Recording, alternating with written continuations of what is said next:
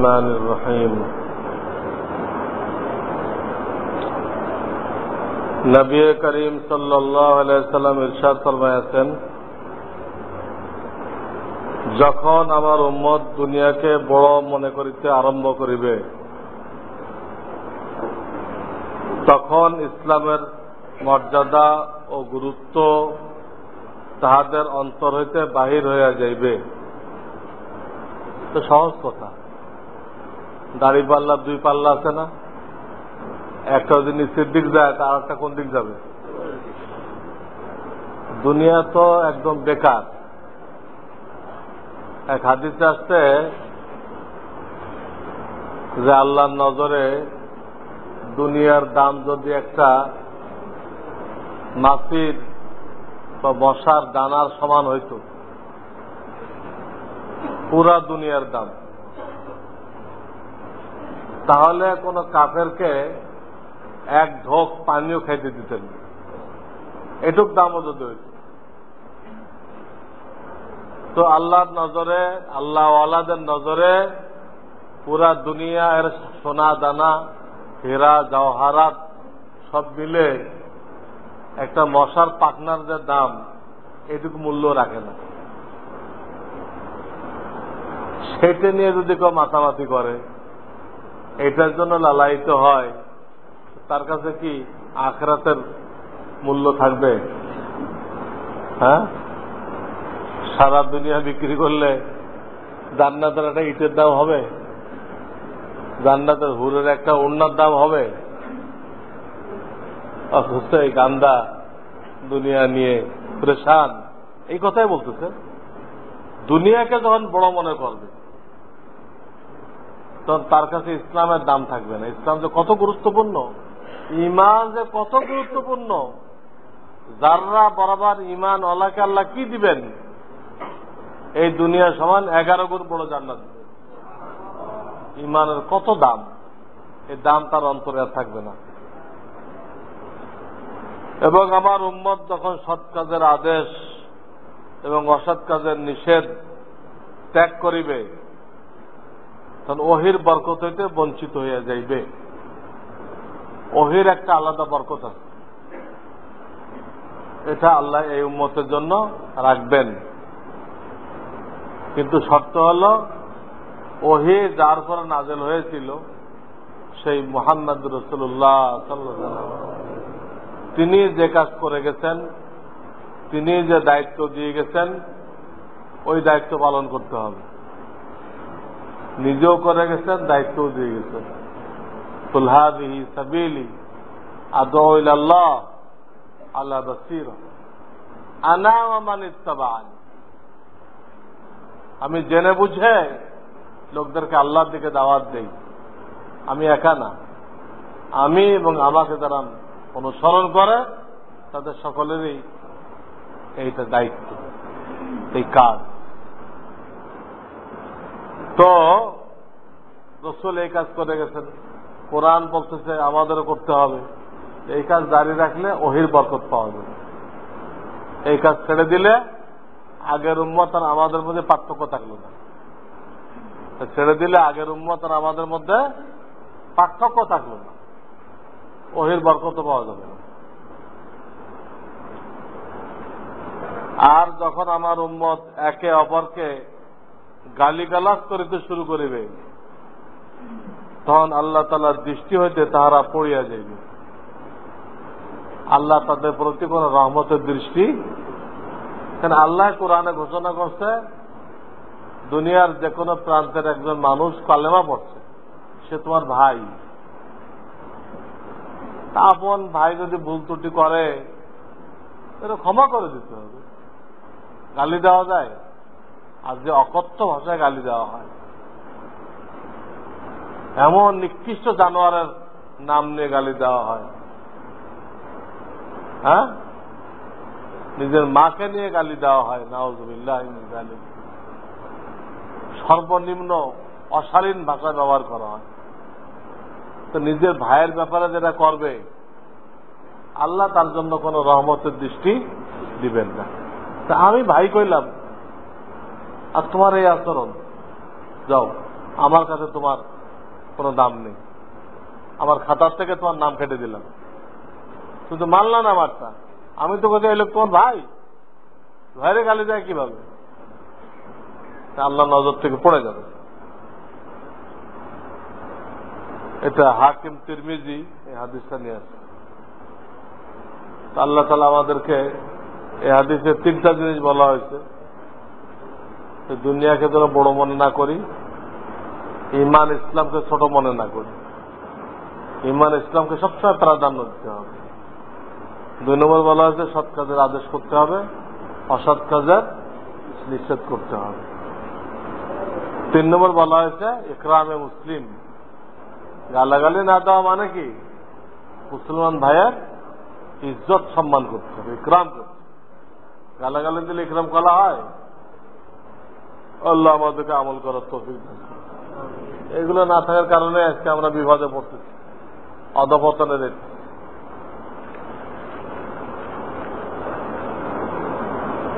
এখানে এলান শুনলাম জামাত আসছে, যারা এই মহল্লার ভাইরা আছেন তারা এই প্রশ্ন উত্তরে পরে ওনাদের সাথে বসে ফিকির করবেন যে কিভাবে এখানে কাজ করলে সুন্দর হয়, সাথীদেরকে জোড়ানো যায়। আপনি ওনাদের সাথে বসে এরা মশওয়ারা করবেন। এক ভাই প্রশ্ন করছে,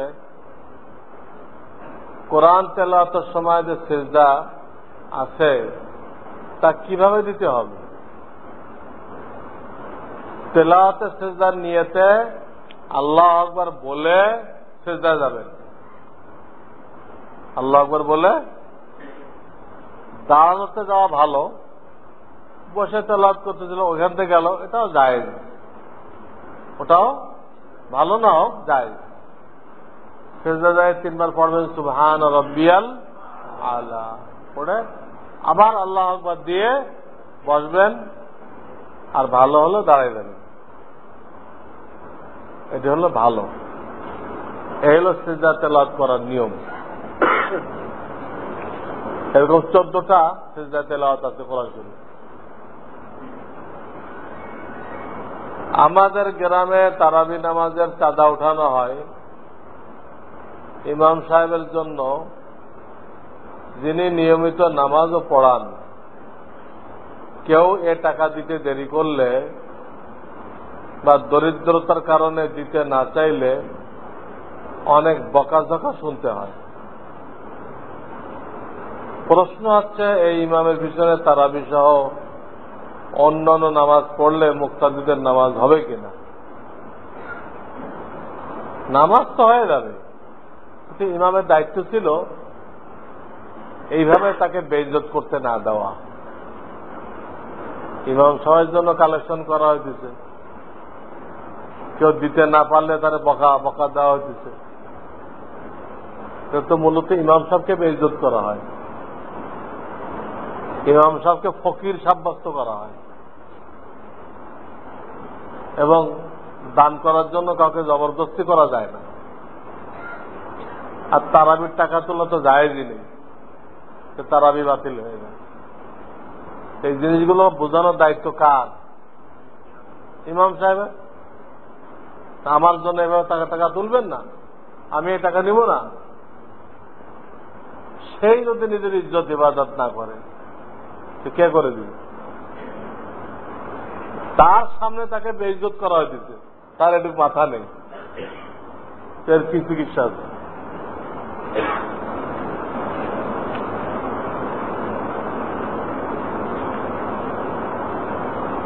আর এক ভাই প্রশ্ন করছেন, আমি তো 3 চিল্লা দিয়েছি, তবে কেন আবার আমাকে ইলম হাসিল করতে হবে? 3 চিল্লা দিয়ে আপনি যখন আসছেন তখন মুরব্বীরা আপনাকে বলে দিচ্ছে যে আপনি এখন মহল্লাতে এই কাজের সাথে জুড়ে থাকবেন, আর উলামায়ে কেরামের সাথে ওঠা বসা করবেন, করে তাদের কাছ থেকে মসলা মাসাইল শিখবেন। তো হেদায়েতে বলে দেয় নেই, তোর বলে দিচ্ছে তো শিখবেন। 3 চিল্লা নিয়ে যখন কেউ বিদায় নিয়ে আসে, তখন যে হেদায়েত দেওয়া হয় ওই হেদায়েতে এটা বলে দেওয়া হয়, তা আপনি মনে করেন যে আপনি নিজেই মুক্তি হয়ে গেছেন। তাবলীগের দ্বারা একটা মানুষকে দিনের সাথে লাগাই দেওয়া হয়, তার দিলের মধ্যে দিনের একটা গুরুত্ব পয়দা করা হয়, তার ইমানের ভিতরে মজবুতি পয়দা করা হয়। বাকি সর্ব অবস্থায় হযরত ইলিয়াস রাহমাতুল্লাহ বলছেন যে প্রাথমিক মেহনত, কাজে তাকে আগে বাড়তে হবে। আগে বাড়ার সুরত কি? কোন কারি সাহেবের কাছে যায় কোরআন সহি করবে, কোন মুফতির কাছে যায় হালাল হারাম জানবে, যারা নামাজের বাস্তব প্রশিক্ষণ দেয় তাদের কাছে প্রশিক্ষণ নেবে, কোন আল্লাহ আল্লাহ কাছে আত্মশুদ্ধি করাইবে। এইভাবে তাকে আগে বাড়তে হবে, তাকে আগে বাড়তে হবে। তাবলীগ কোন ডিপার্টমেন্টাল স্টোর না, তাহলে সব কিনতে পাওয়া যায়। প্রত্যেকটা স্টোর আলাদা আলাদা। কোরআন সই করবেন তার ব্যবস্থা আলাদা, হাফেজ হইবেন তার জন্য আলাদা ব্যবস্থা, মশলা জানবেন তার আলাদা ব্যবস্থা, নামাজের প্রশিক্ষণ নেবেন তার আলাদা ব্যবস্থা, আত্মশুদ্ধি করাইবেন তার আলাদা ব্যবস্থা। তাবলীগের কাজ চালু হয়েছে খানকাওয়ালাদের দ্বারা, তাবলীগের কাজ চালু হয়েছে কাদের দ্বারা? আমাদের খানকায় অস্বীকার করা হয়, তো নিজের পায়ে নিজে কোড়াল মারা হবে। আত্মশুদ্ধি বুঝতে হবে, অনেক লোক বোঝে না এটা কি জিনিস। তো এটা বলে দেওয়া হয় যে সামনে বাড়া তাদের দায়িত্ব, তারা ওলামায়ে কেরামের সাথে উঠা বসা করে কি কি লাগবে, কি কি শিখতে হবে জেনে নেবে, আগে বাড়বে,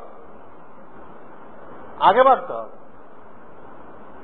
আর সারা জীবন চিল্লা দিল, ফাতিহার মধ্যে 10টা গলত, তায়াম্মুম জানে না, হালাল হারাম জানে না, সেরেক মার্কা পার্টির সাথে দৌড়াইতে মিছিলে হইল। আল্লাহ না করুক কোন একটা লোক খুব চিল্লা দিল, আবার একটা বাম আর রামপন্থী দলের সাথে দৌড়াইল মিছিলে, তাবলীগ থাকলো তার, সব তাবলীগ বাতিল হয়ে গেল। এগুলো সব নাস্তিক, নাস্তিকদের দৌড়াইতেছে কেন? ঈমান আর কুফর একসাথে হয়, এগুলো বুঝতে হবে। কিন্তু অনেকে করে এটা, আমার বাপদাদা করে গেছে। তো কাফেরদের কথা, কাফেররা এই কথা বলতো, আমার বাপদাদা মুফতির সামনে বসেছিল, আমি বসে থাকবো। আমার বাপদাদায় নাস্তিক মার্কা পার্টি করে গেছে, আমি এই পার্টি করবো। তো তোমার তাবলীগের মেহনত কি কাজে লাগবে? তুমি তো তোমার ঈমানকে বাতিল করে দিলে। যারা গণতন্ত্র বিশ্বাস করে এমন কোন পার্টিকে মানা যাবে না, সমর্থন করা যাবে না। গণতন্ত্র কুফরি কাজ, গণতন্ত্র কুফরি কাজ। ইসলামের নামে যদি কেউ গণতন্ত্র করে, ইসলামের নাম দিয়ে, একেও সমর্থন করা যাবে না। আর আপনি গেছেন নাস্তিকদেরকে সমর্থন করতে, সব চিল্লা বাতিল হয়ে যাবে। আল্লাহ সবাইকে হেফাজত করুন।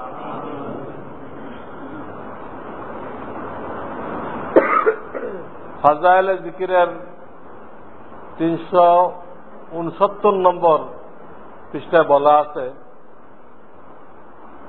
আদম আলাইহিস সালাম বলল, আরশের পাশে তোমার নামের সাথে যে নাম দেখেছি সেই নামের ওসিলায় আমাকে মাফ করো। মোল্লা আলী কারি আল মৌজুআতুল কবির কিতাবে এই হাদিসটিকে জাল বলেছে। ওই হাদিসটা জাল হইলে হইতেও পারে, কিন্তু এর কাছাকাছি মজমুন, কাছাকাছি বিষয়বস্তুর উপরে হাদিস একাধিক, এর কাছাকাছি বিষয়বস্তুওয়ালা হাদিস একাধিক। কোন একটা মৌজু হলে হইতে পারে, কিন্তু মূল বিষয়টা ঠিক আছে।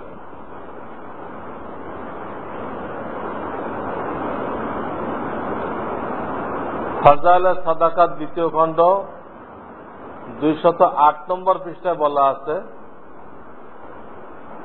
এক ফকির এসে আলী রোদবাড়ি না কি লিখছে, বলল আমাকে একটি পাক জায়গা দেন নাকি দেখান যেখানে আমি মরতে পারি।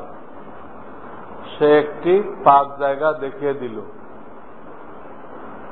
আর সে ফকির সেখানে মারা গেল।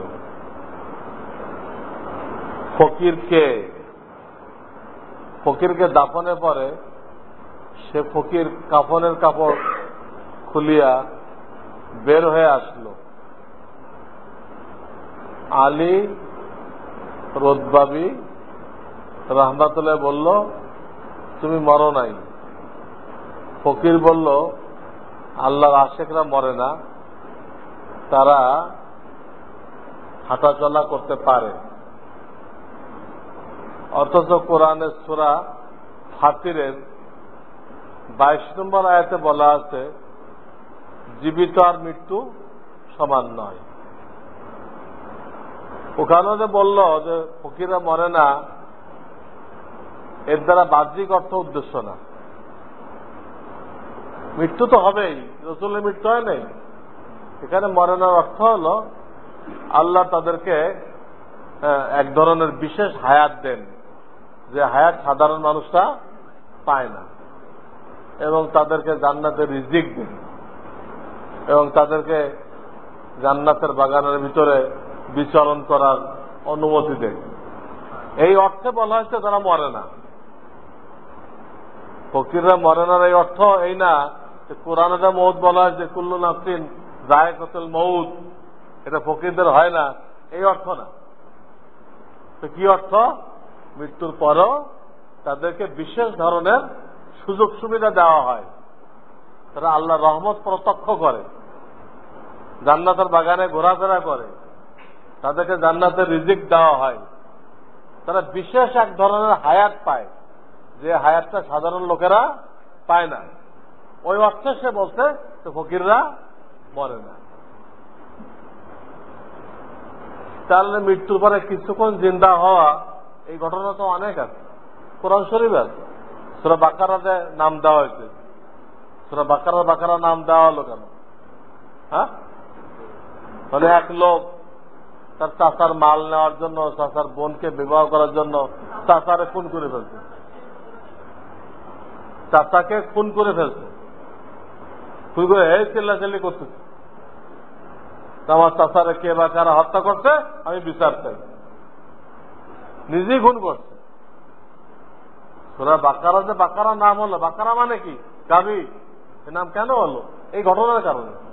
চাচারে খুন করে নিজে বিচার চায়। তখন লোকেরা মূসা আলাইহিস সালামের কাছে গেল। মূসা আলাইহিস সালাম বলেন, ঠিক আছে, একটা গরু জবাই করো, গাভী। সেই গাভীর এক টুকরা গোশত ওই মরা লোকটার শরীরে টাচ করো, তাহলে সে কিছুক্ষণের জন্য জীবিত হয়ে তাকে কে হত্যা করেছে তা বলে দিন।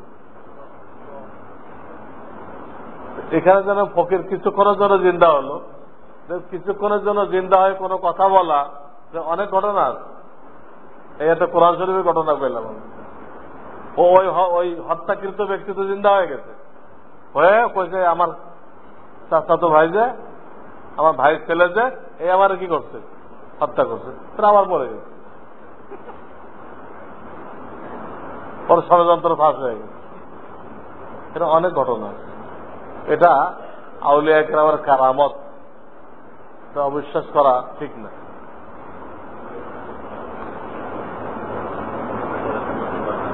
গীবতকারীর কি পরিমাণ নেকি যার গীবত করে সে পাবে, ওটা ওইভাবে নির্দিষ্ট করে বলা হয় নাই। এটা আল্লাহর মিজানের কোন হিসাব আছে, সেই হিসাব অনুযায়ী যাকে গীবত করা হলো আমাদের নেকি তার আমলনামায় চলে যাবে। ইফতারের পূর্বে ইজতেমাই মোনাজাত কেমন? যদি এটা শরীয়তের হুকুম মনে না করা হয় তো জায়েজ আছে, মাঝে মধ্যে করলো। যদি মনে হয় এইটাই শরীয়তের হুকুম, ইফতারের আগে একা করলে হবে না, সবাইকে নিয়ে করতে হবে, এটাই শরীয়তের হুকুম, এই মনে করে করলে এটা ঠিক হবে না। কারণ এখানে ইজতেমাই মোনাজাতের কোনো হুকুম করা হয় নাই। ইফতারের আগে ইজতেমাই মোনাজাতের কোনো হুকুম, তা যারটা সে পড়বে।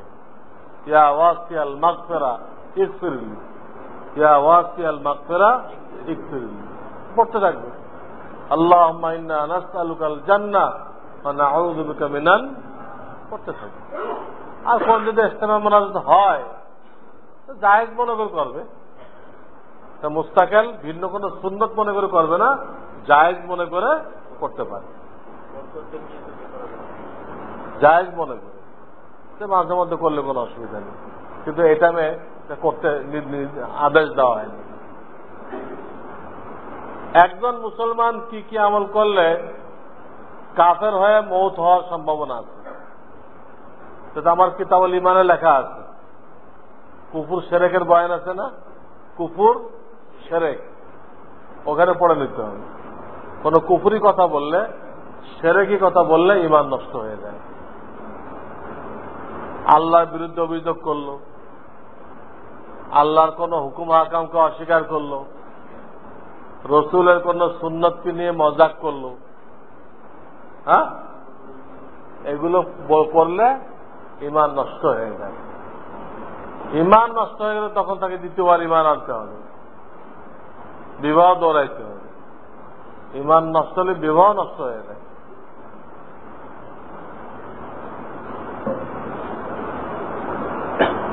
এক লোক নামাজ পড়ে না,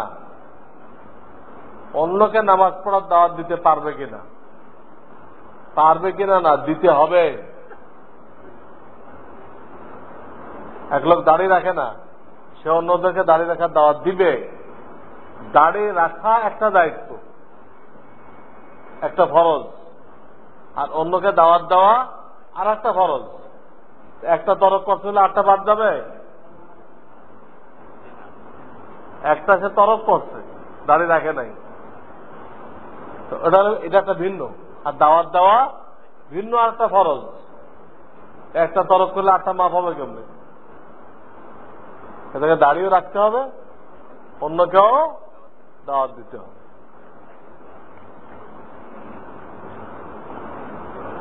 সরকারি আবাসন প্রকল্পে লটারির মাধ্যমে প্লট বরাদ্দ দেওয়া হয়।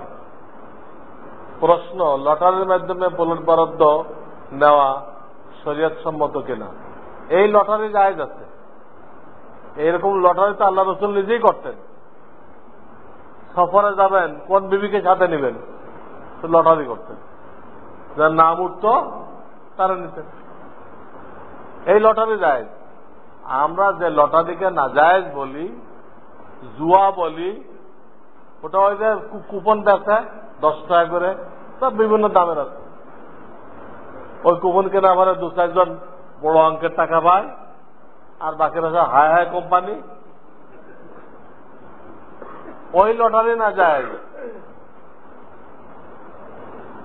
আর এই লটারি তো যায়। নাম উঠবে, দেখে দিবে। যেহেতু কথা কথা আপনার প্লট আছে 500, লোকেরা দরখাস্ত করছে 5000, তো 500 5000কে দিবে কেমনি? হ্যাঁ, লটারি করতে হবে।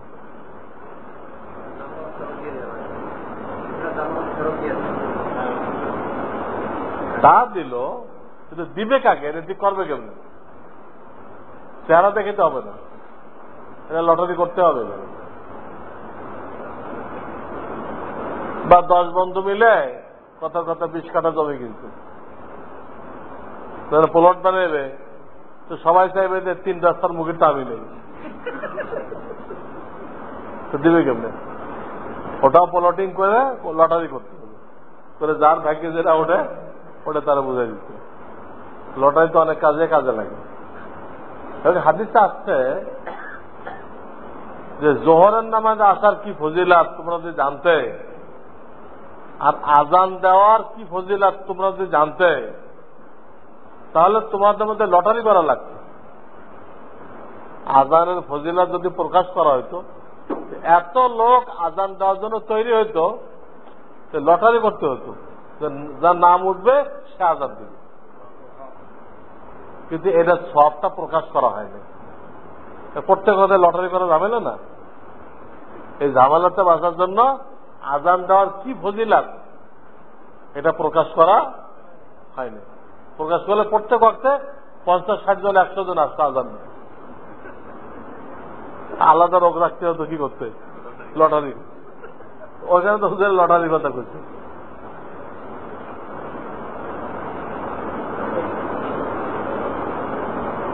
রমজান মাসে নফল না উমরি কাজা পড়া উত্তম? সর্ব অবস্থায় উমরি কাজা জরুরি। উত্তম আর কি জরুরি, যত পারা যায় উমরি কাজা শেষ করতে হবে। ওই জাকির নায়কের ফতোয়া চলবে না। জাকির নায়ক বা আমাদের দেশে যারা আছে মওদুদির ভক্ত, এরা বলে উমরি কাজা লাগবে না, তওবা করো। গলত ফতোয়া।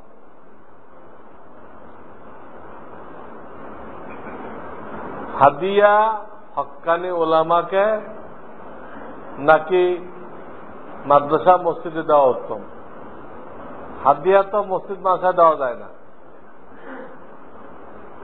হাদিয়া মানুষকে দিতে হয়। মসজিদ মাদ্রাসায় দান করা যায়, আর মানুষকে দানও করা যায়, হাদিয়া দেওয়া যায়। মানুষকে দানও করা যায়। দান কাকে বলে?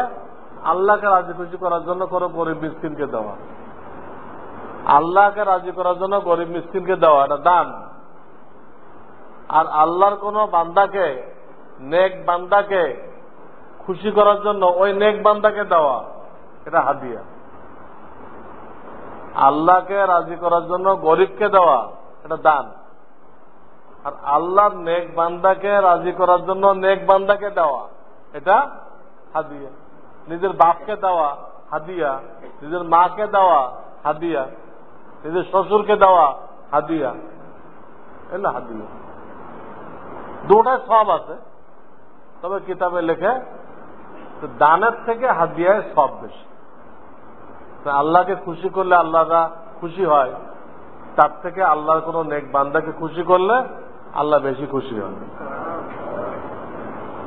আল্লাহকে খুশি করতে থাকলে এতে আল্লাহ যা খুশি হবে তার থেকে কিসে বেশি খুশি হবে? হ্যাঁ, হ্যাঁ। এই জন্য যারা ডিসিকে দিয়ে কাজ নিতে চায় তারা হাদিয়া ডিসিকে দেয় না, কাকে দেয়? ডিসির মেয়েকে দেয়, আর না বউকে দেয়। জানে ডিসিকে দিলে তা খুশি হবে, ডিসির মেয়েকে দিলে আরো বেশি খুশি হবে। আল্লাহকে দিলে তা খুশি হবে, তার থেকে আল্লাহর বান্দাকে দিলে আল্লাহ বেশি খুশি হয়।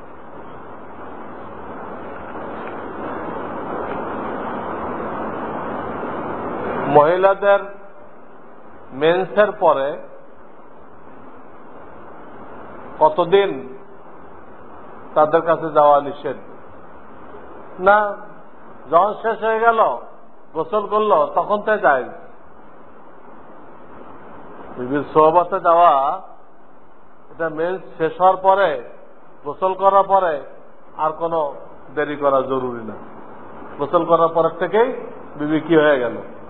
হালাল হয়ে গেল। রমজানের রোজার নিয়ত মুখে না বলে নামাজের মতো মনে মনে করলে হবে কিনা? হবে। সাহারি খাওয়ার সময় তো মোটামুটি নিয়ত হয়ে যায়। সাহারি কি উদ্দেশ্যে খায়? তখন রোজার তখন রোজাটা মনে পড়ে, মনে থেকে ঘুমের ঘরে খাইয়ে নিল, সবাই খাইছে তো এও কদ্দূর খাইয়ে নিল, সেটা হবে না। অন্তত এটা মনে আসতে হবে আমি রোজা রাখবো, এই জন্য এই খানাটা খাইছি, তাহলে নিয়ত হয়ে গেল।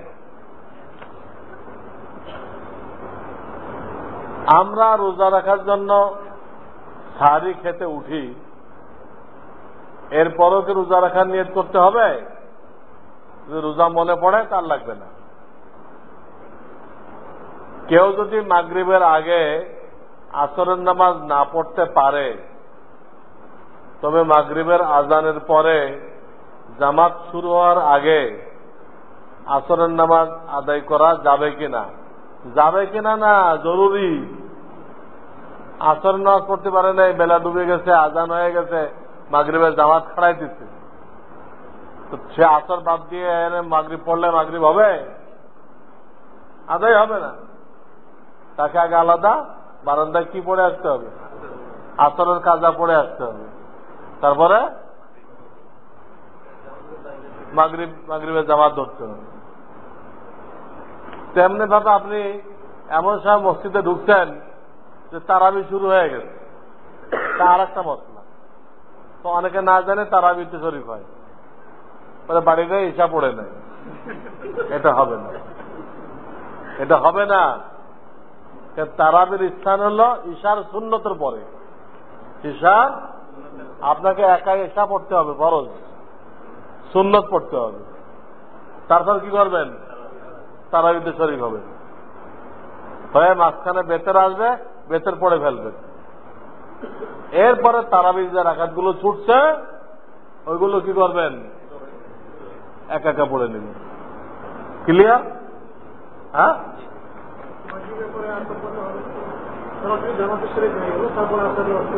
হবে না, মাগরিব হবে না।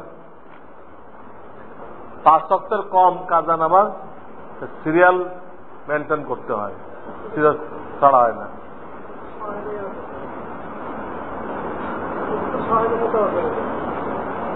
এটা পরে জিজ্ঞেস করেন, আমরা কথা ক্লিয়ার না আমার কাছে। কেউ যদি মাগরিবের, তো বললামই, বিবাহে সর্বনিম্ন মোহর কত? 3 তোলা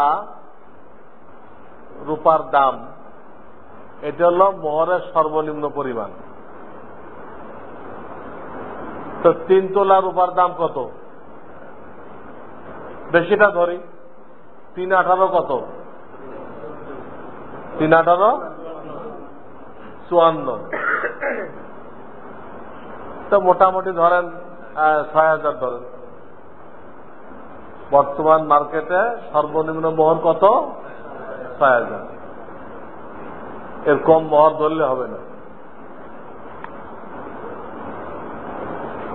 সুবহানাল্লাহি ওয়া বিহামদিহি সুবহানাল্লাহিল আযীম।